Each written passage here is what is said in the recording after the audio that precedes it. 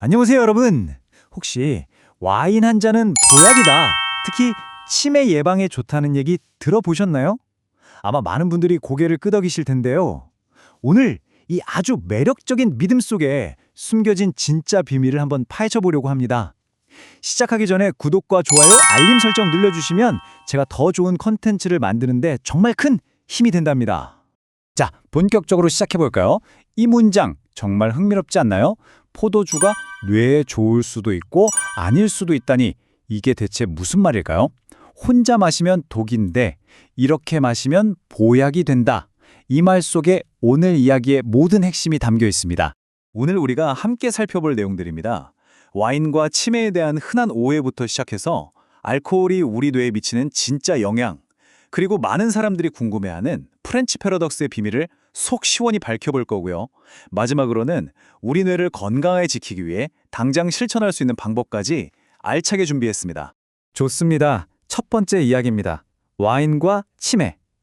대체 이 둘 사이에 어떤 관계가 있길래 이렇게 오랫동안 와인은 뇌에 좋다는 믿음이 널리 펴지게 된 걸까요? 그 뿌리부터 한번 제대로 파헤쳐 보겠습니다. 바로 프렌치 패러독스라는 말에서 시작됐죠.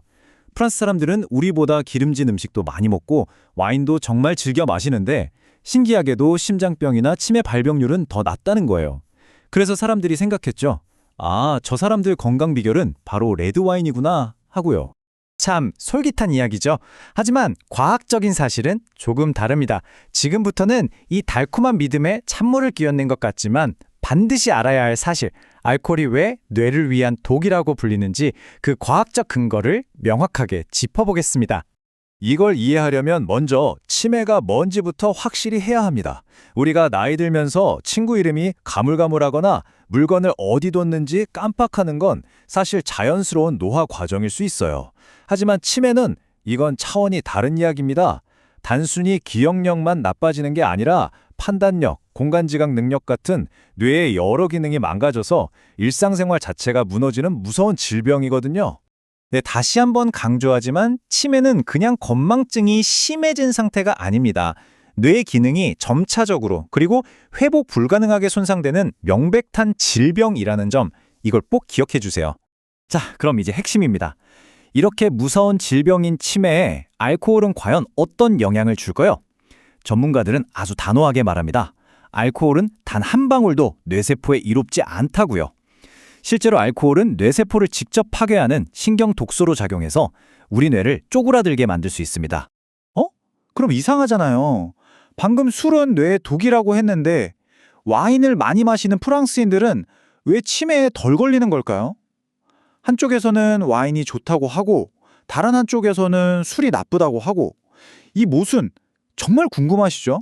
지금부터 그 비밀을 풀어보겠습니다. 바로 이 질문이 오늘 이야기의 하이라이트입니다. 와인이 아니라면 대체 무엇이 프랑스 사람들의 뇌를 건강하게 지켜주는 걸까요? 정답은 정말 의외의 곳에 있었습니다. 바로 즐거운 대화가 있는 식사 문화, 이거였어요. 연구자들이 깊이 파고들어 보니까 프랑스인들의 건강 비결은 와인 그 자체가 아니라 그 와인을 마시는 상황에 있었던 겁니다. 가족이나 친구들과 식탁에 둘러앉아서 몇 시간씩 웃고 떠들고 토론하는 그들의 문화 말이죠. 네 번째 주제로 넘어가 보죠. 아니, 그냥 수다 떠는 게 어떻게 뇌 건강이랑 관련이 있다는 걸까요? 이게 그냥 좋은 이야기가 아니라 아주 탄탄한 과학적 근거가 있습니다. 프랑스인들의 저녁 식탁에서 오가는 그 활발한 대화가 어떻게 우리 뇌에 강력한 보호막이 되는지 그 원리를 알려드릴게요. 자, 이걸 보세요. 치매를 유발하는 여러 위험 요인들이 있는데요. 나이나 유전처럼 우리가 어떻게 할 수 없는 것도 있지만 고혈압, 당뇨, 흡연, 음주 같은 것들은 관리가 가능하죠. 그런데 여기서 정말 주목해야 할 것이 바로 맨 아래에 있는 사회적 고립입니다. 다른 사람들과 교류 없이 혼자 지내는 것, 이게 뇌 건강에는 정말 치명적이라는 게 수많은 연구를 통해 밝혀졌어요. 이 그래프를 보시면 더 확 와닿으실 겁니다.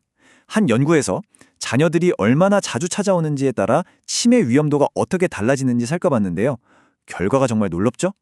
일주일에 한 번씩 방문하는 경우에 비해 한 달에 한 번 방문하는 경우에 치매 위험도가 현저히 높아졌습니다.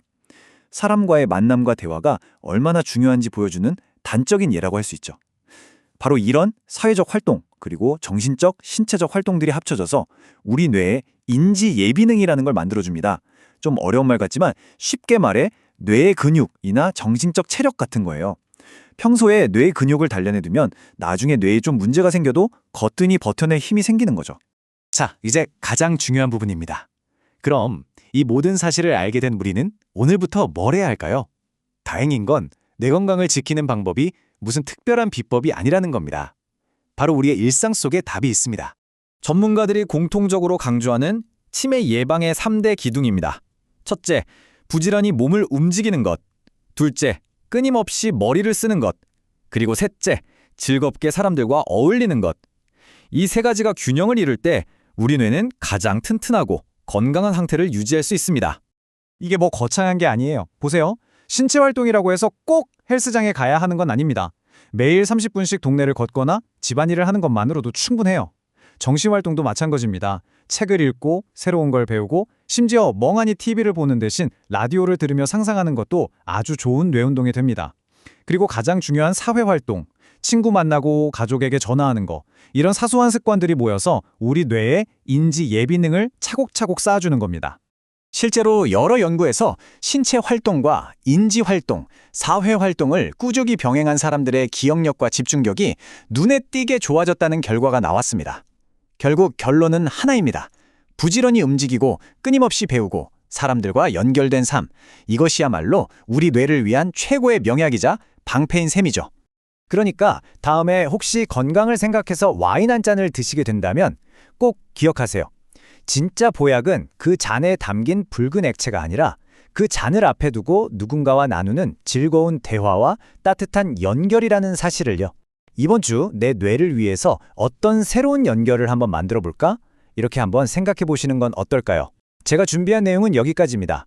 구독, 좋아요, 알림 설정은 저에게 정말 큰 힘이 됩니다. 끝까지 시청해 주셔서 정말 감사합니다.